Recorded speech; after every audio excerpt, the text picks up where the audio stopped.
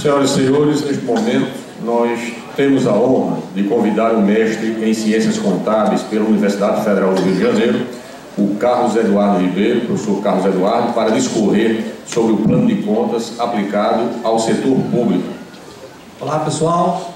O Gleidson já deu bom dia, né? Então vou fazer um pouquinho diferente. Bom dia. Bom dia. Hoje eu tomei um susto, pensei que tivesse perdido a hora, acordei às 4 horas da manhã, o sol estava brilhando, eu falei assim, não, gente, volta a dormir, que aqui na Paraíba o sol nasce cedo, mas as pessoas continuam acordando tarde, né? Eu estou vendo aqui que marcado 8h30, a gente chega às 9 horas, mas não tem problema nenhum. Vamos dar continuidade, pedir o meu amigo para iniciar, o Sandro, para iniciar lá a nossa programação de hoje. Como o Gleison já falou, eu sou o Carlos Eduardo, sou contador, trabalho na área pública há alguns anos e estamos, junto com outros autores, o Paulo Henrique, o Jorge, escrevendo sobre esse novo plano de contas e os impactos que ocorrem sobre as demonstrações contábeis dos nossos lançamentos no dia a dia. Então vamos tentar aqui, em mais ou menos 1 hora de papo, tentar resumir e mostrar algumas modificações que esse plano de contas vai trazer no dia a dia das instituições públicas e no nosso trabalho, efetivamente. Então, nosso encontro de hoje vai falar sobre entendendo as demonstrações contábeis na visão desse novo plano de contas, é o tema do nosso encontro de hoje. E aí, no final, nós temos que responder essa pergunta. Qual é o objetivo de nós estarmos aqui conversando? No final do dia, no final do nosso encontro, nós temos que responder essa pergunta. Será que o plano de contas está estruturado para atender as demandas das informações que devem ser evidenciadas nas demonstrações contábeis? Ou seja, há uma harmonia entre plano de contas e a sua evidenciação através das demonstrações contábeis, que tanto mudou a partir de 2008? Isso é o que nós vamos ter que responder no final do nosso encontro. Para isso, nós vamos passar sobre essa introdução do tema, vamos falar sobre o plano de contas e as demonstrações, vamos falar da novidade do em liquidação, rapidamente, e vamos tentar pontuar os principais assuntos das demonstrações contábeis, das 5 demonstrações. Okay? Mas para isso, antes de nós iniciarmos, eu queria passar esse vídeo para vocês. É um vídeo de 2 minutos, para a gente acordar um pouco e refletir um pouco, ok? Sandro, pode começar, por favor.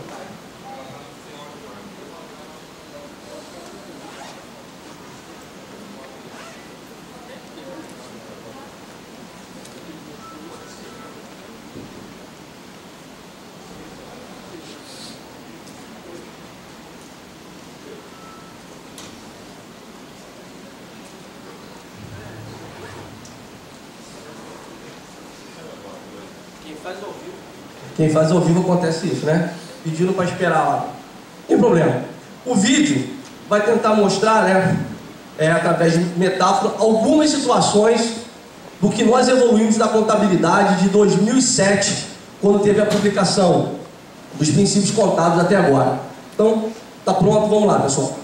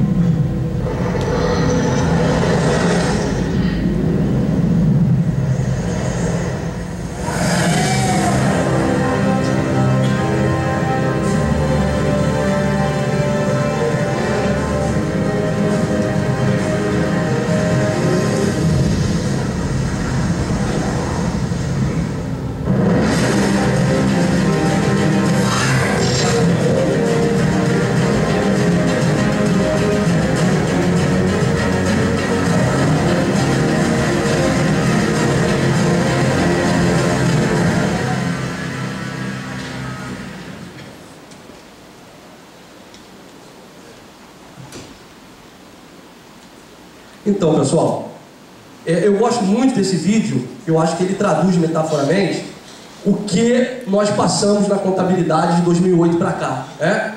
Grandes desafios, e em determinados momentos a gente não sabia, olha, ou a gente para e deixa do jeito que está, ou a gente avança para fazer a contabilidade assumir o papel que ela tem que assumir na administração pública.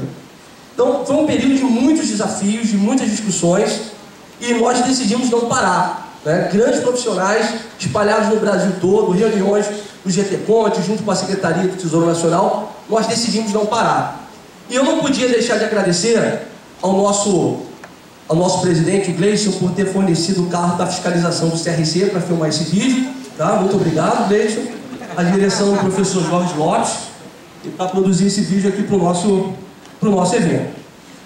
E aí, para mostrar o porquê dessa modificação, mas de repente, por que teve essa modificação toda? Nós vimos tão bem, né, fazendo aquelas demonstrações, tão bem fazendo aqueles lançamentos, usando sistemas que até o Eudes falou ontem, sistema orçamentário, financeiro, aí acabo financeiro. Bom, trago um texto aqui, é o início de um artigo de um professor lá da Universidade de Illinois, né, que isso é um movimento internacional.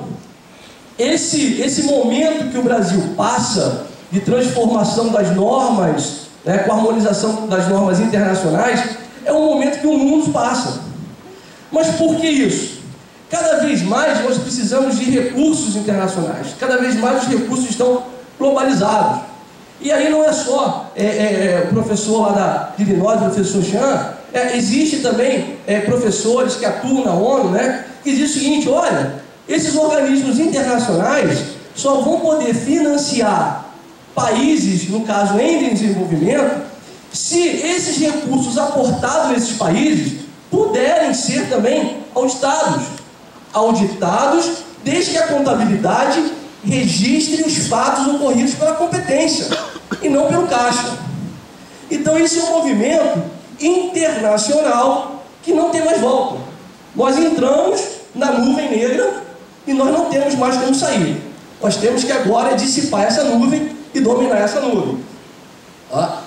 E esse momento inicial dessa transformação foi em 2007. Já temos aí 8 anos, quando o CFC, ele publicou a resolução 1111, que veio falando dos princípios contábeis e da preocupação em fazer com que a contabilidade pudesse atender aos anseios da sociedade.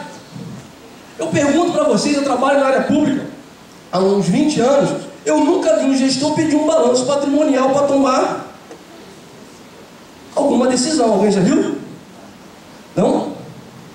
Não, eu queria conhecer, queria conhecer, olha, vem um balanço patrimonial, uma DVP, para eu tomar uma decisão. Não, as informações estão defasadas, até porque o nosso balanço patrimonial apresentava um passivo que não era um passivo. O empenho a liquidar não é um exigível, estava no balanço. E uma despesa, né, o Eudes bateu isso aqui ontem, e uma assunção de um compromisso que é um passivo, não estava registrado no balanço patrimonial lá, porque não tinha tramitado pelo orçamento. Então algumas coisas estavam erradas e precisavam ser ajustadas. E esses ajustes iam transformar em informação. Não adianta a gente fazer o nosso trabalho se no final nós não gerarmos informações para tomar de decisão. Então o objetivo da demonstração que eu estava falando é o quê? É gerar informação para tomada de decisão. Posição financeira, posição patrimonial. Isso está lá no nosso CPC.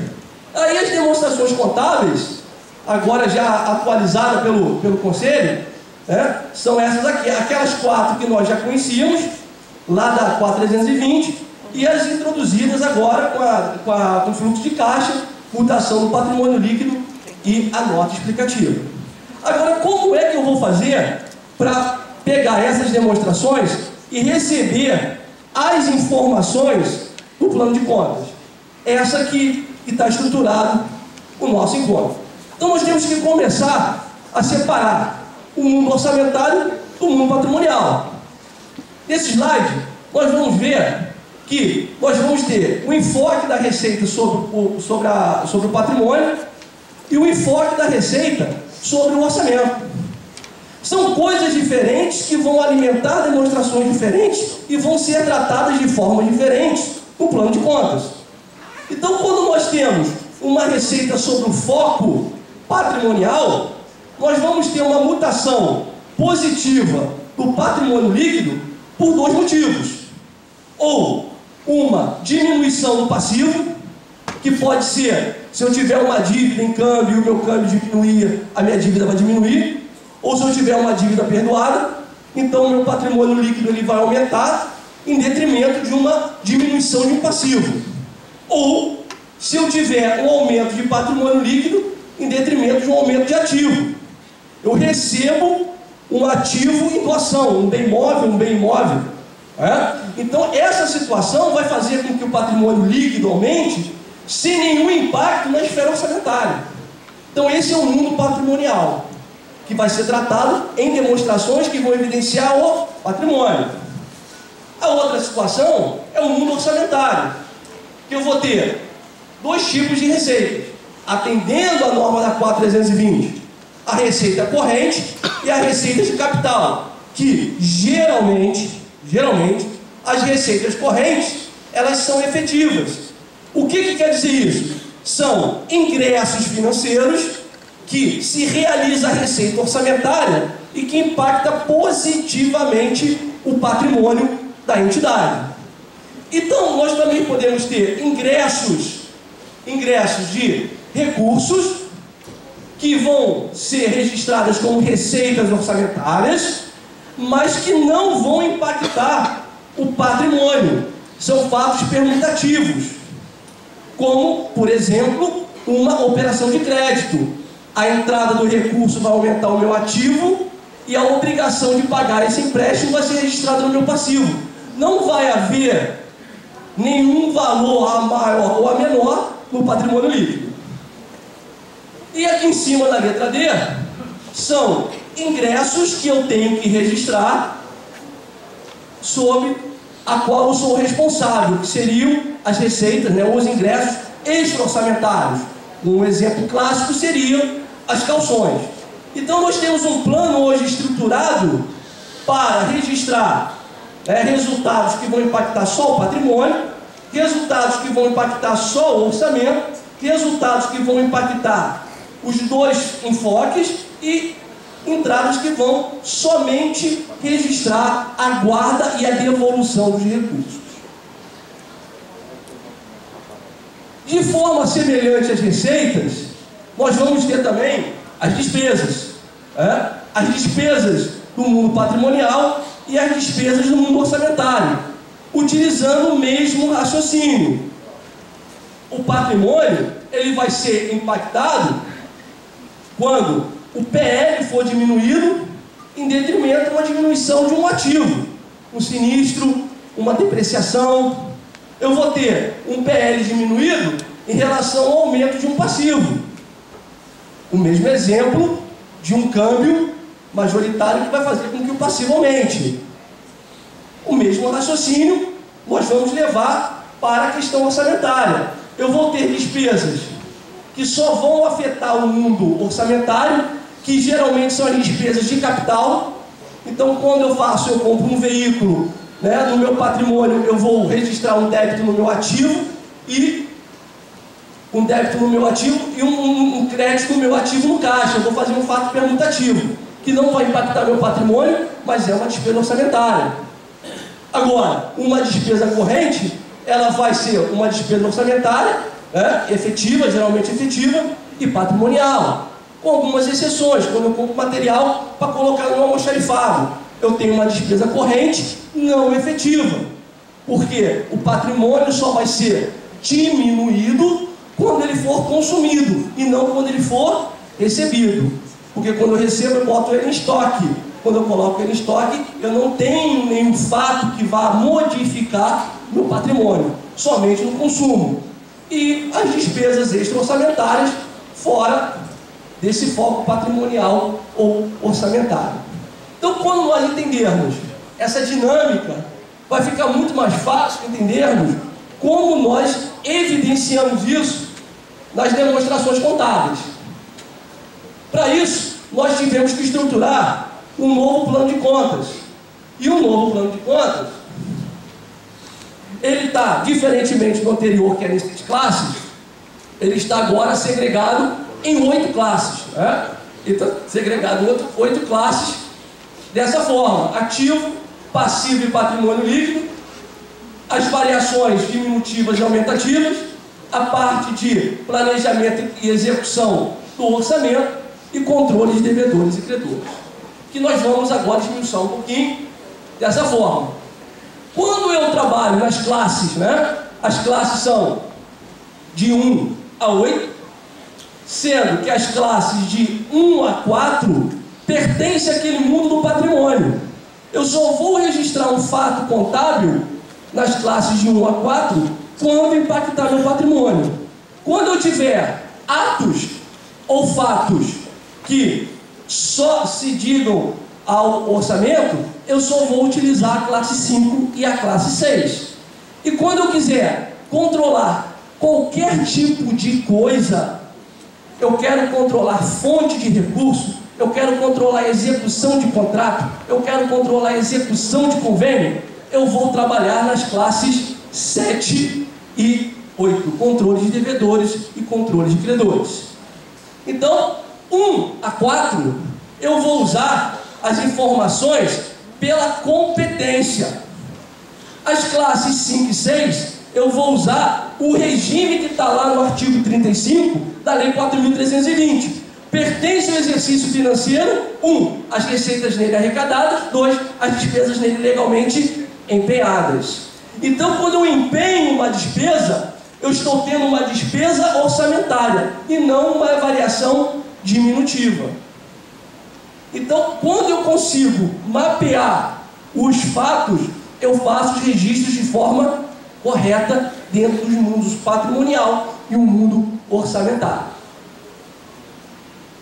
As contas ímpares são de natureza devedora e as contas pares de natureza credora. Despesa devedora, receita devedora, conforme nós aprendemos na contabilidade na faculdade da societária.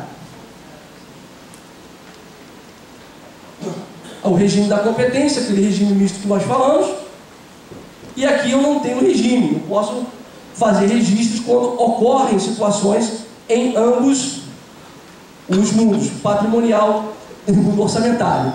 Eu posso controlar qualquer fonte,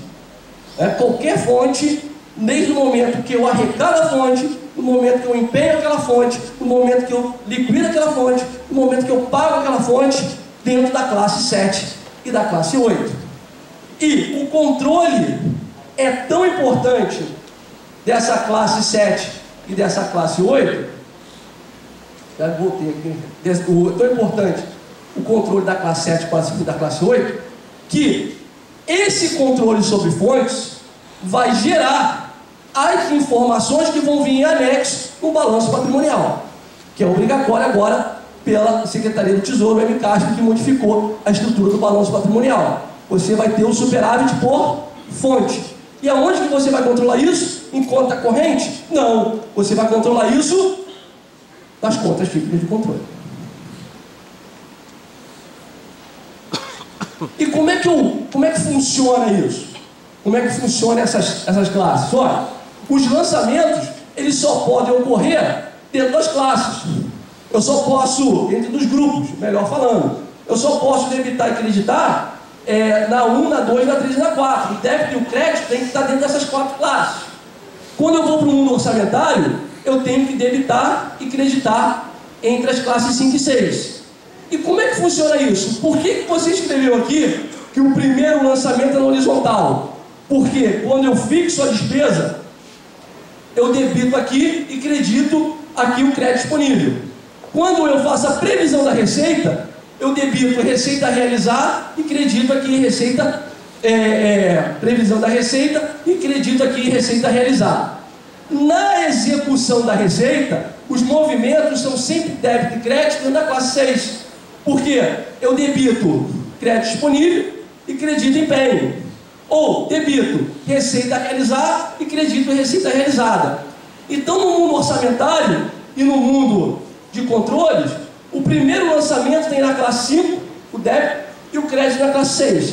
A execução orçamentária é sempre dentro da classe 6, como execução de orçamento.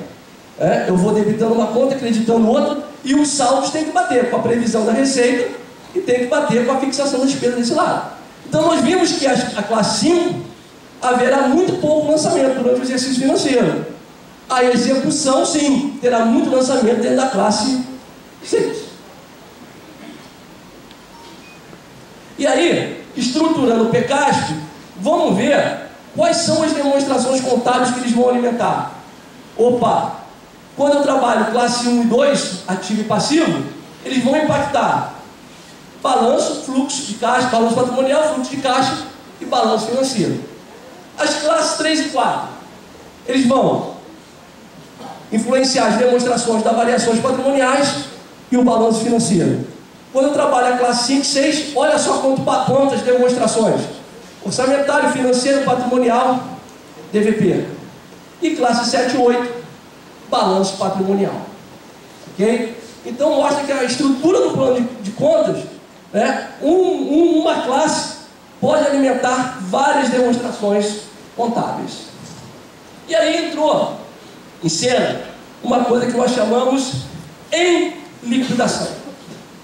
Não é aquela situação em final de estação, promoção e shopping. Está tudo em liquidação, né? O em liquidação é a situação que vem trazer o mundo real para a contabilidade aplicada ao setor público. Qual seria isso? Olha, no final do ano, se eu não tiver caixa disponível, eu não posso escrever restos a pagar não processado. Não é isso, pessoal?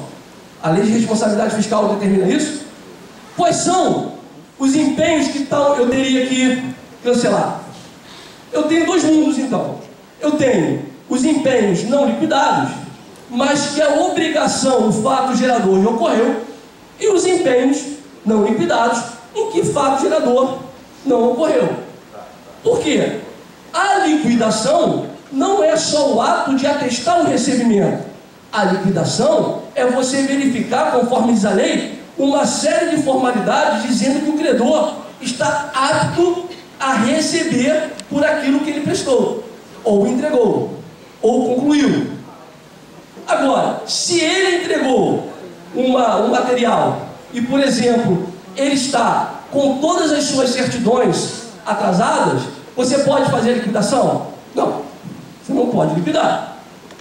Mas, em compensação, você já tem a posse, de repente, do material que ele entregou.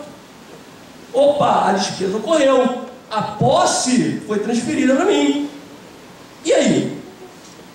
Eu tenho que registrar essa obrigação no meu passivo? Claro que eu tenho. Eu tenho uma obrigação. Eu não posso pagar. Eu não posso fazer o fluxo da Lei 4.320. Mas eu tenho que registrar os fenômenos do patrimônio. Então isso vira um passivo P. Desculpa, é um passivo financeiro. Já confundi aqui. Já estou pensando na frente. Então, eu não posso liquidar, mas eu tenho uma obrigação, um fato gerador. Se eu tiver que cancelar um empenho por falta de recurso, qual que eu vou cancelar? Aquele que teve o fato gerador, aquele que não teve o fato gerador? Aquele que não teve o fato gerador. Então eu começo a criar situações importantes para a tomada de decisão.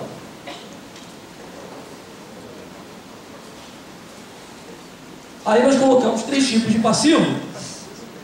Os 3 tipos de passivo, né? Fornecedor a pagar, apropriar contas pela competência. Isso era um horror, né? Eu ficava com o secretário de Fazenda desesperado lá no município que eu trabalhava, desesperado porque no final do ano ele não sabia quanto é que estava quanto é que dá o meu 13º? Não sei. Quanto que eu tenho que pagar? Ele fazia uma conta que era menor, não era uma folha. Lógico, porque durante o exercício várias pessoas iam indo embora e você ia pagando os direitos trabalhistas das pessoas. Então, logicamente, que o 13º ele não era maior. Mas alguns funcionários tinham promoção e recebiam pelo último salário. Então, se você não registra isso, olha só como é diferente. O patrimônio, né, os fatos que influenciam o patrimônio, é que vão dar subsídio para as decisões, para a gestão financeira e orçamentária. Quanto que ele tinha que ter de orçamento para empenhar o 13º em dezembro? A informação vai vir quando eu fizer as apropriações pela competência. Eu posso apropriar sem empenhar. Inclusive provisões trabalhistas.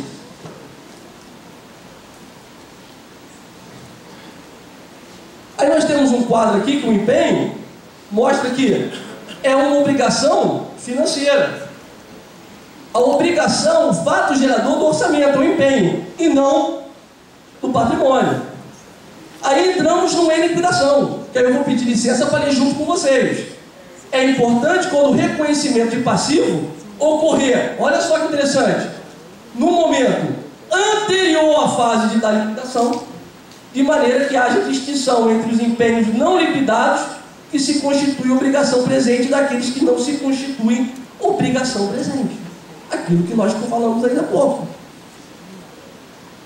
Mas o fato de informação, mas o fato que eu vou registrar corretamente.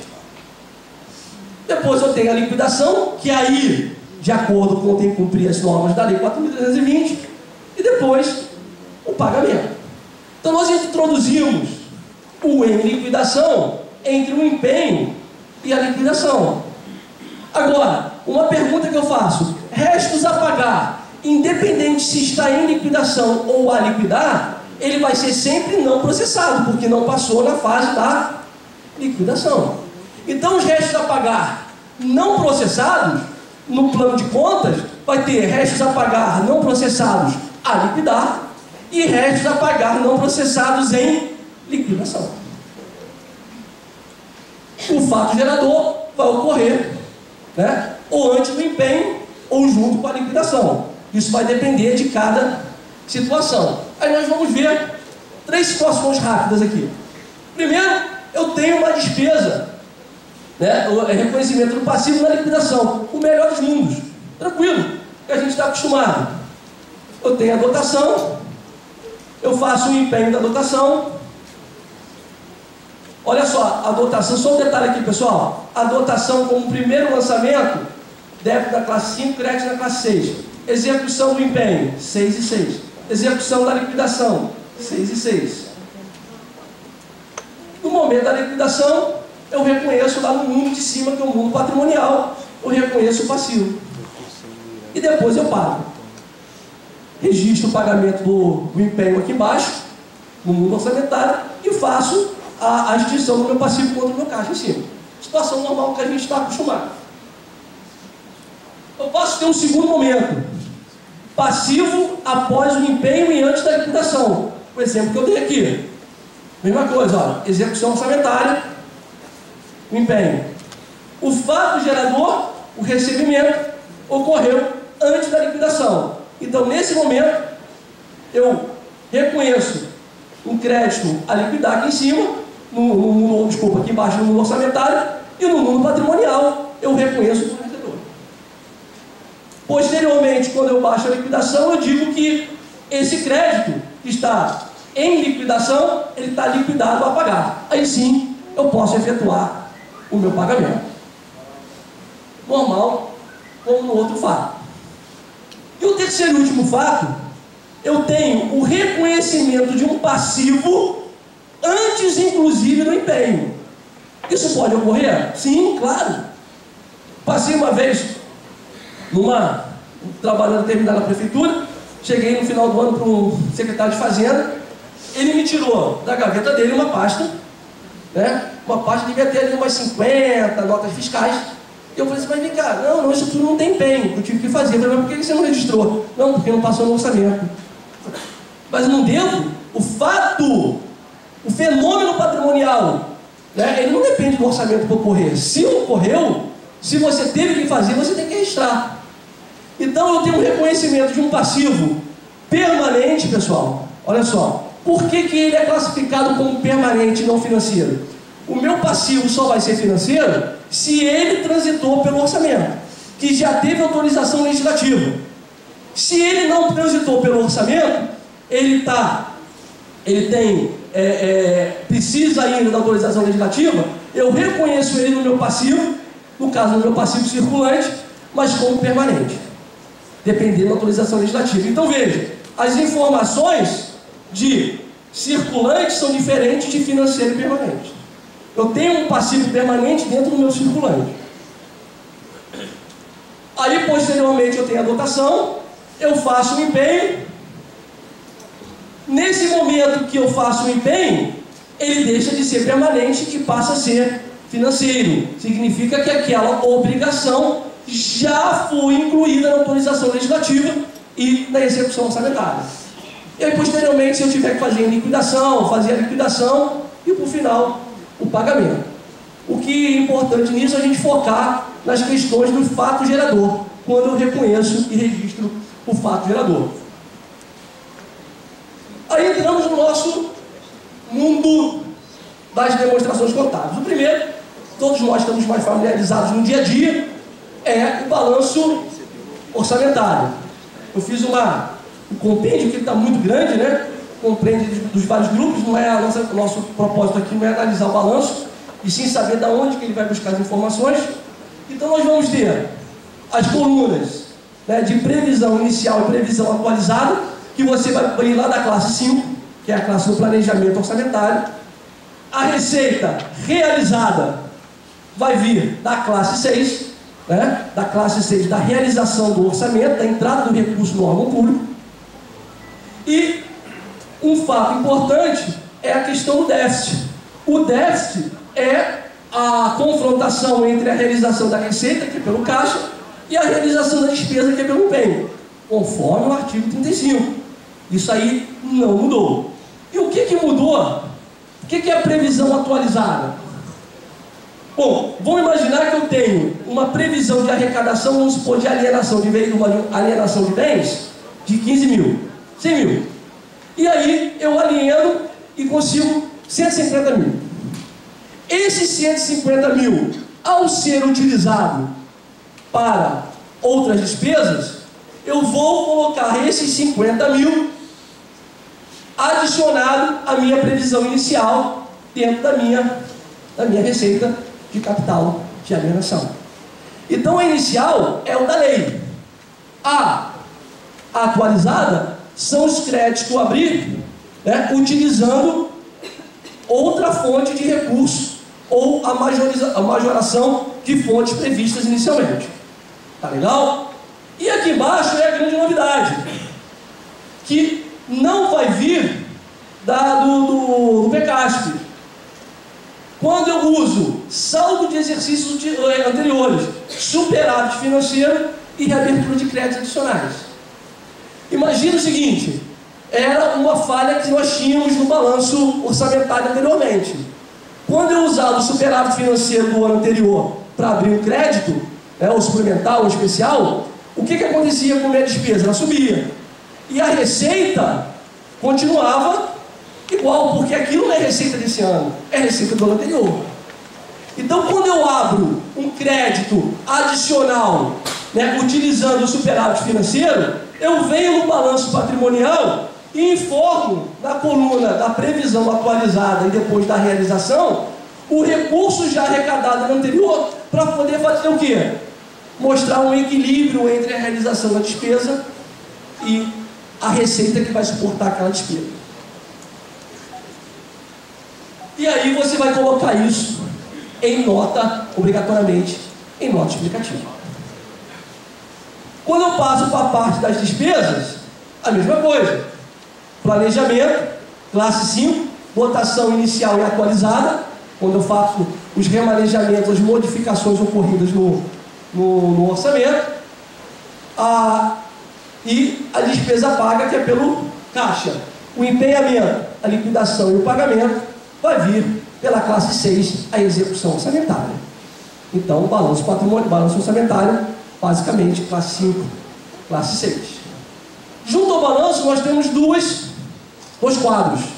O controle de restos a pagar não processados, que aí o saldo dele vai me gerar um passivo financeiro, que nem diz o artigo 105 da lei, que não é passivo circulante, que são empenhos, são só compromissos orçamentários, que não tem nenhum impacto no patrimônio, então isso é só um passivo financeiro, não é um passivo circulante. E eu vou ter um quadro de execução de restos a pagar processados e não processados liquidados. Repare uma coisa, a demonstração contábil, ela não reflete, nesse caso, a estrutura do PECASP. Por quê? Um resto a pagar não processado, a liquidar, ele vai ser um não processado liquidado a pagar, um não processado liquidado pago. Ele não muda de classe. Mas a evidenciação é saber o seguinte: o que já foi liquidado que eu tenho que apagar. Então a demonstração ela vai pegar a 6.3.1, que é processado, e a 6.3.2, que é não processado. Desculpa, o inverso. 6.3.1 é o não processado, 6.3.2 é processado. E aí sim, esse saldo ele vai ser passivo financeiro e vai ser passivo circulante também. Porque se for liquidado, não interessa se é resto a pagar não processado liquidado ou resto a pagar processado, não interessa, é uma obrigação, vai estar no balanço patrimonial também, lá na frente como circulante. E aí a classe 5, eu tenho fixação da despesa, previsão da receita, inscrição de resto a pagar. A classe 6 vai ser, na parte da despesa, empenho, liquidação e pagamento, receita realizada e toda a execução de resto a pagar. Então toda a classe 5 e classe 6 vai alimentar toda a demonstração sobre o foco orçamentário. Aí tem uma pergunta: será que o balanço orçamentário vai refletir a verdadeira situação do caixa de resto a pagar? Bom, no livro, no compêndio que o nosso amigo falou aqui, fazendo uma propaganda, nós estaremos aí depois à venda, né? Entendendo a contabilidade orçamentária no setor público, nós temos um problema. Qual é o problema? O problema é que há uma exigência que, quando você faz a liquidação, e na liquidação você tenha retenções, as retenções têm que ser consideradas pagas. E quando você vai pagar as retenções, você considera como pagamento extra-orçamentário. Opa! Se eu não paguei, se não houve o fluxo de saída financeira para pagar a retenção, vai dar uma divergência no meu caixa. E aí eu tenho que fazer um ajuste lá no fluxo de caixa. Repare que não existe restos a pagar de retenção, porque todas são consideradas pagas. Lá na conta, essa conta. Existe no plano de conta dizendo, olha, crédito empenhado retido pago. Pago orçamentariamente, mas ele no patrimônio vai ter um passivo. E aí quando você pagar, você só vai usar o pagamento extra-orçamentário e só vai movimentar as classes patrimoniais. Então você com isso é um erro de evidenciação. Você vai necessitar fazer ajuste no fluxo de caixa e vai no recolhimento você só vai registrar nas classes patrimoniais e não orçamentário. Isso está errado, gente. Isso vai deturpar o resto a pagar. Se eu considerei pago, ele não entra no a pagar. Aí eu vou considerar como extra-orçamentário. Aí eu vou alimentar o balanço financeiro. Gente, é uma confusão que não tem necessidade. E aí, então, o GTCOM propôs, junto à Secretaria do Tesouro Nacional, o ajuste, a mudança necessária para que as demonstrações evidenciem a real situação patrimonial e financeira da entidade. Ok? Mas até a entrada no palco, não tem ainda essa modificação. Então, eu estou mostrando para vocês que, mesmo não sendo uma forma mais correta, o plano de contas está estruturado para obedecer isso. O balanço financeiro, nós temos aqui a situação dos tópicos do balanço. Eu vou mostrar aqui rapidamente as classes que alimentam o balanço financeiro. a receita pela realização, a despesa pelo empenho. Quando eu faço transferências e recebo transferências, eu vou lá na classe do patrimônio. Quando eu tenho recebimentos extra-orçamentários, eu vou mexer na classe 1. Se eu escrever resto a pagar na classe 5, se eu fizer pagamento na classe, vou baixar o passivo, vou fazer também execução de resto a pagar. E o saldo financeiro do ano anterior, do ano seguinte, classe 1. Então vejam que o balanço financeiro, diferente do orçamentário, ele mexe com várias classes, de vários mundos, orçamentário e patrimonial, como orçamentário só no mundo orçamentário. Quando eu passo para o balanço patrimonial, eu vou ter grandes novidades e modificações profundas. O balanço patrimonial, por exigência da 4320, ele vai estar no quadro anexo e não na estrutura principal dele. Olha que a estrutura principal vai estar segregada em circulante e não circulante, tanto para ativo quanto para passivo.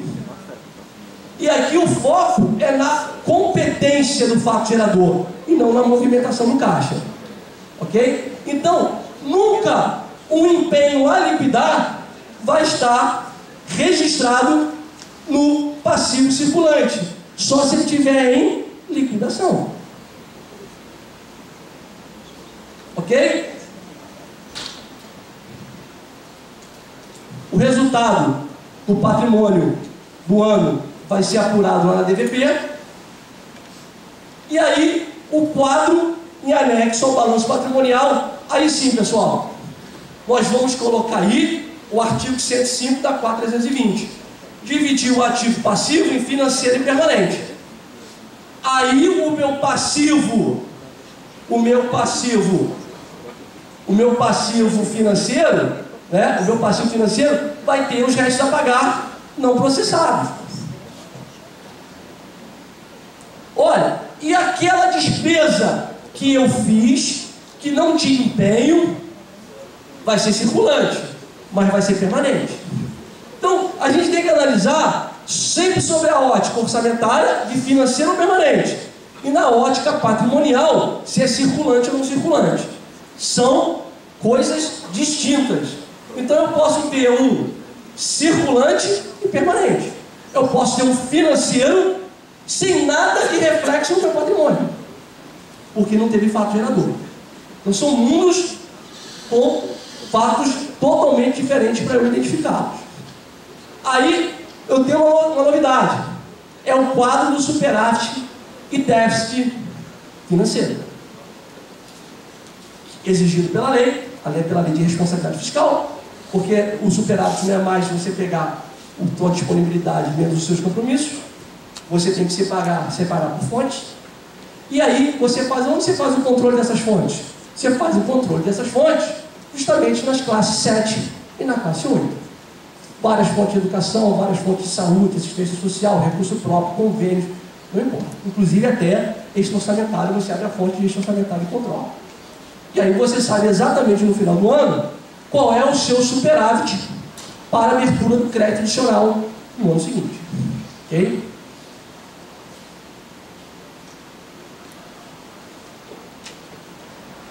Demonstração das variações patrimoniais. Ela é mais simples, né? A gente não muda, a gente vem dos fatos patrimoniais, não tem nada a ver no orçamento. O resultado, né, a confrontação entre as variações aumentativas com as variações diminutivas é que vão refletir no nosso balanço patrimonial. Aí nós temos uma novidade.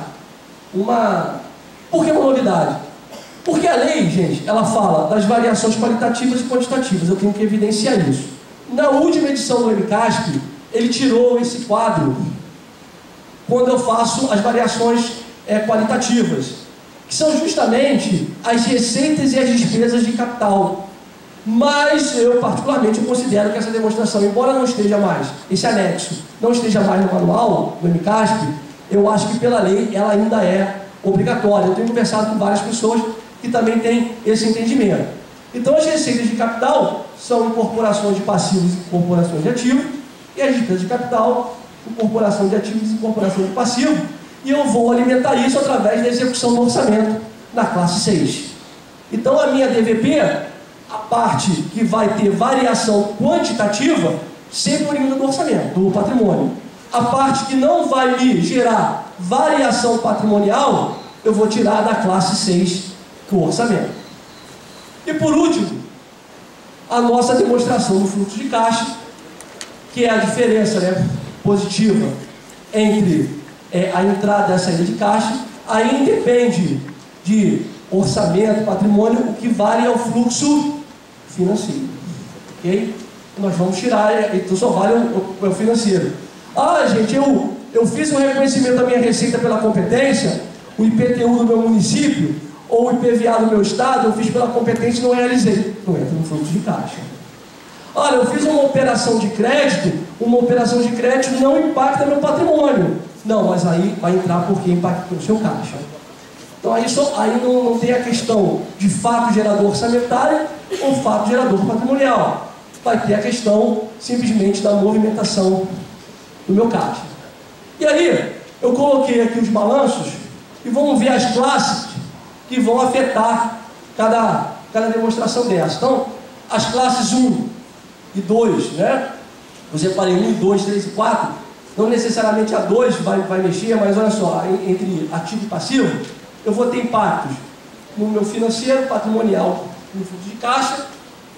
Quando eu trabalhar a minha parte de variações aumentativas e diminutivas, não entra no fluxo de caixa, mas ele entra na DVP.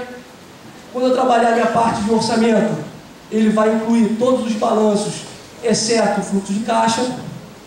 Quando eu trabalhar a minha classe de controle 7 e 8, eu vou estar demonstrando isso no meu balanço patrimonial, através do superávit financeiro, aquele quadro superávit financeiro, e até daquele quadro que eu achei que não era necessário mostrar, que é aquela parte não compensada, ativos e passivos compensados. Então, todas as 8 classes, elas vão alimentar as demonstrações contábeis. Então, para mim, a gente pode agora responder essa pergunta. Vocês acham que o nosso plano de contas, embora muitos estados e alguns municípios também não tenham implementado, vocês acham que ele está estruturado para atender a demonstração contábil? A demonstração contábil, ela vai evidenciar de uma forma mais objetiva, mais transparente, as informações ocorridas na execução do orçamento e do patrimônio da entidade? O que vocês acham, pessoal? Vamos fazer que nem o Silvio Santos. Sim ou não? Sim, o que vocês acham? Sim. Melhorou. Sim ou não? Sim. Alguém aqui já teve a experiência da implantação do PCASP? Ninguém? Gente. Qual é o seu nome? Veio de caravana? Não. Da onde? Irmão, colega? Você trabalha onde? Federal. O federal já implantou o PCASP. Tem dificuldade do PCASP? Morde. Não é difícil o PCASP, né? É simplesmente uma mudança de estrutura. É uma mudança de conceito. Gente, conceito a gente não muda numa caneta. Conceito a gente muda da vivência, da experiência, entendendo as modificações. Nós estamos passando hoje o que as pessoas passaram lá em 64 com a promulgação da lei.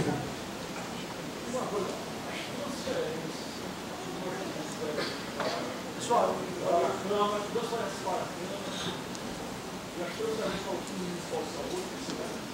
que agora vai ficar com transferência. Tudo que é governamental, né? Aí vai ser integrado pelo município.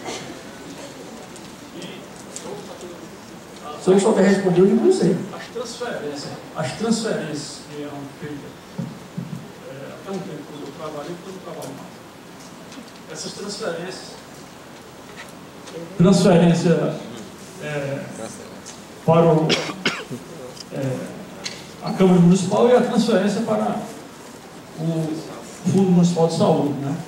A transferência agora para o Fundo Municipal de Saúde, ela vai ser uma transferência financeira. vai registrar lá no seu balanço financeiro. Não, ela tem que ser uma transferência intra-orçamentária.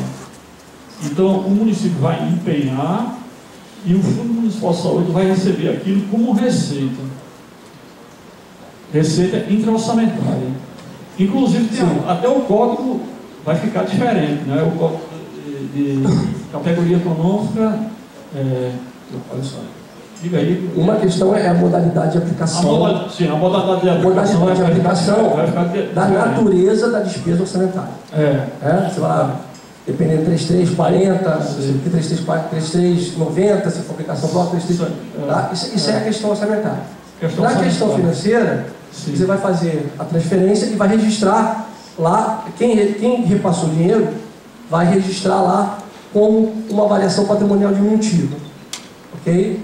E quem recebeu o dinheiro vai colocar como uma variação patrimonial aumentativa. Isso é a parte patrimonial. Outra parte é a parte orçamentária. Por que isso? Vamos lá, por que isso? Dependendo da tua modalidade, na hora que você for fazer a consolidação a União vai fazer orçamentariamente pela modalidade. Ela faz a consolidação pela modalidade. Ok? Para evitar dupla aplicação. Quando a gente faz a consolidação pelo mundo patrimonial, a gente vai usar o quinto elemento. O quinto nível da conta contábil, da conta correta, da conta contábil. Então, se eu colocar lá a transferência como 3 e o recebimento como 4, na hora que você for transferir como 3, se você for transferir da União para o município, você vai colocar o quinto elemento como 5. E aí, na hora da consolidação, ele vai se abater. Quando você colocar como receita aquilo, com variação aumentativa, você vai colocar o código 3 como recebido da União.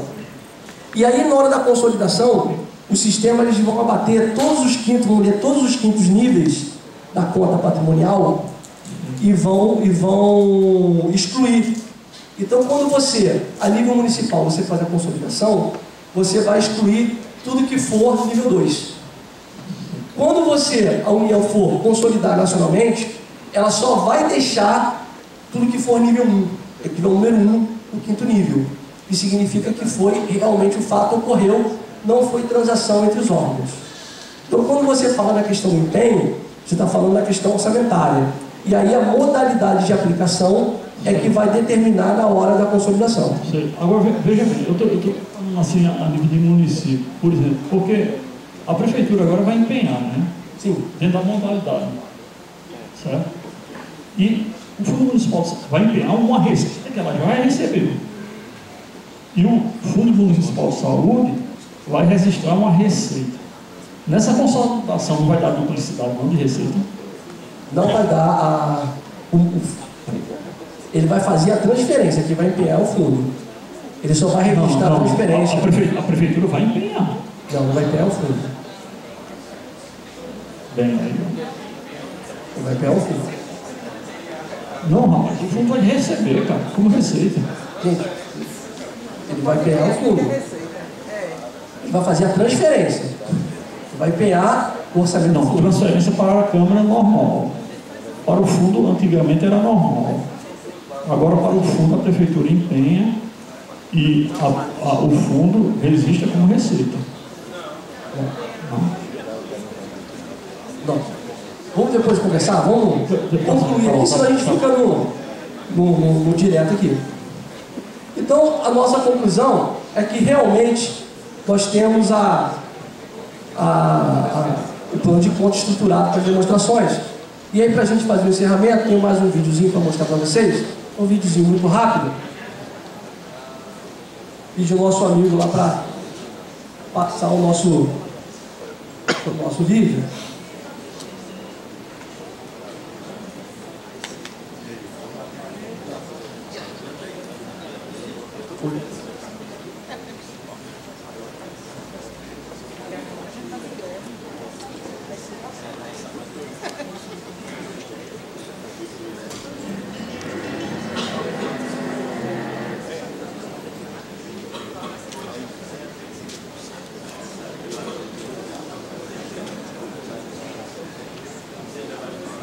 Pedi para apagar a luz aqui, senão a plateia não consegue ver o vídeo aqui.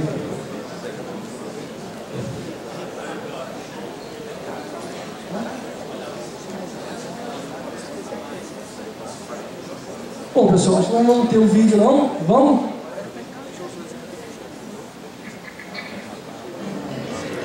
Só para descontrair um pouco, também tem metáfora nesse vídeo.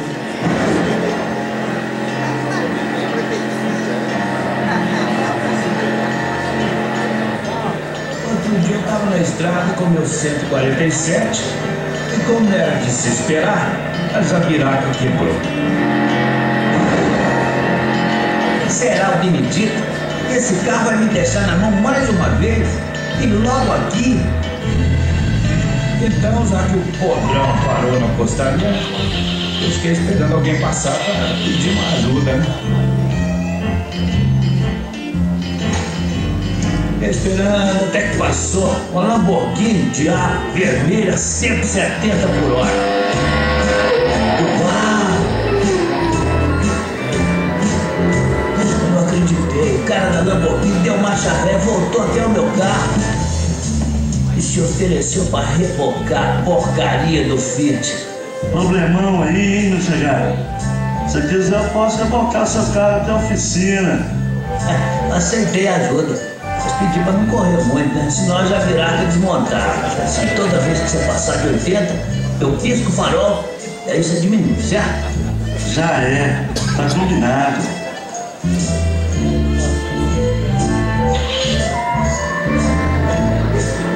Então a Lamborghini começou a rebocar meu Fiat. E toda vez que passava de 80, eu fazia sinal com o farol. Porque para variar, um dia ele estava em curto e não funcionava. E o cara da Lamborghini ia puxando aquela batedeira a 70 por hora, no máximo, né? Morrendo de tédio. Nessa hora aparece um Porsche preto, pitudo, que provoca e chama no farol. Não pode acontecer, não. O cara da Lamborghini não deixou parar. Foi pro pau. 120, 130, 150, 190... 210, 240.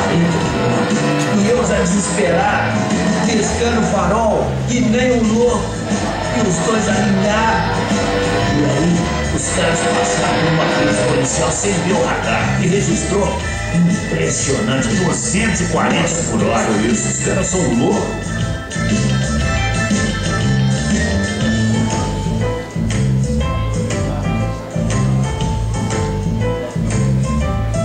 E aí o policial avisou pelo rádio a outra equipe que estava mais à frente.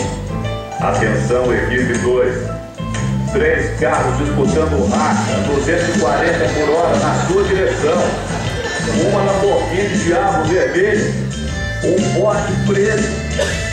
E juro pela alma da minha mãe, o Fiat 147 tocando o farol para ultrapassar.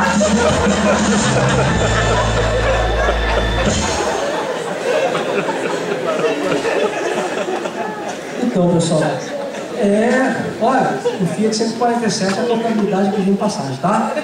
Vamos atropelar eles, né? Vamos buscar o que é nosso, o nosso espaço que perdemos.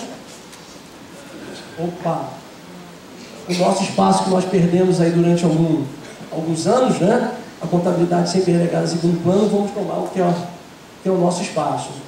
Adianta para mim, Sandro, por favor, volta lá no vídeo para eu terminar.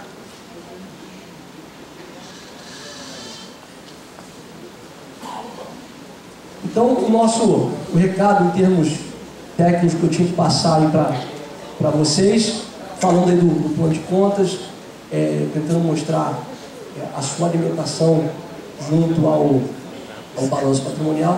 Sumiu, Sandro?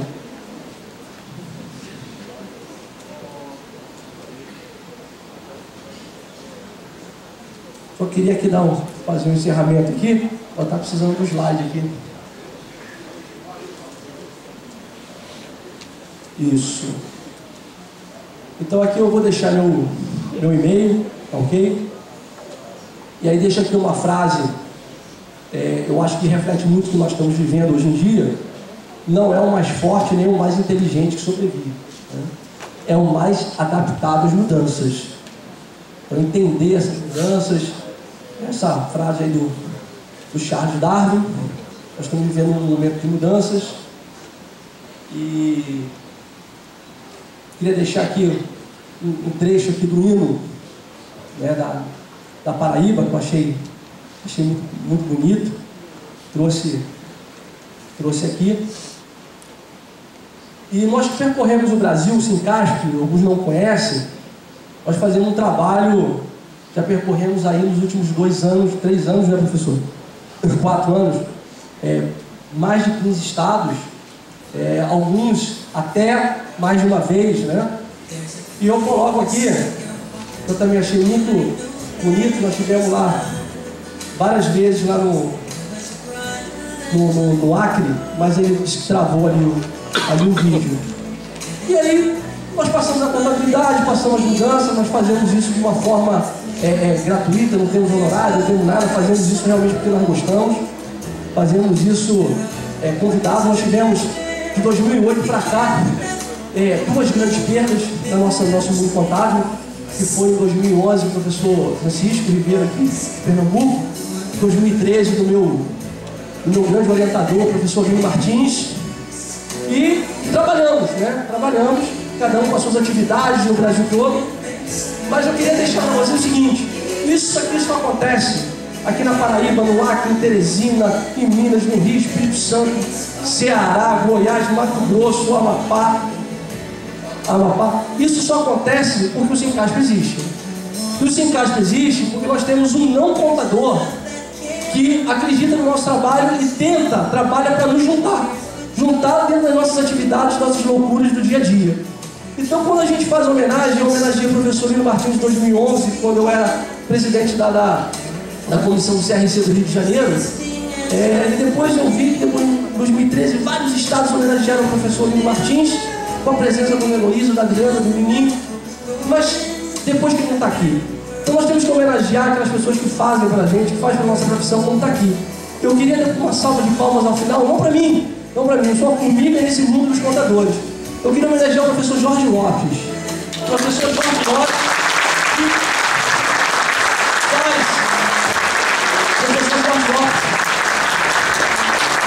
que faz com que nós, contadores, estejamos unidos. Trabalho, por favor, professor. Vou pedir uma coisa na minha vida, é melhor puxar saco, puxar carroça, gente. Então, mas essa aí, sabe, puxar de coração, a equipe carinho muito grande por ele. A universidade, essa vitalidade está fazendo para a gente. Nós temos muito que agradecer o presidente, ainda mais repetindo aí a sessão daquele carro para filmagem daquele vídeo, o carro do CRC. Muito obrigado, estaremos aqui, quem quiser ter adquirir a nossa nova obra, minha, do Paulo Henrique, do Jorge, lá do Rio, terei o prazer aí de estar com vocês. Pessoal, muito obrigado, um bom dia a todos.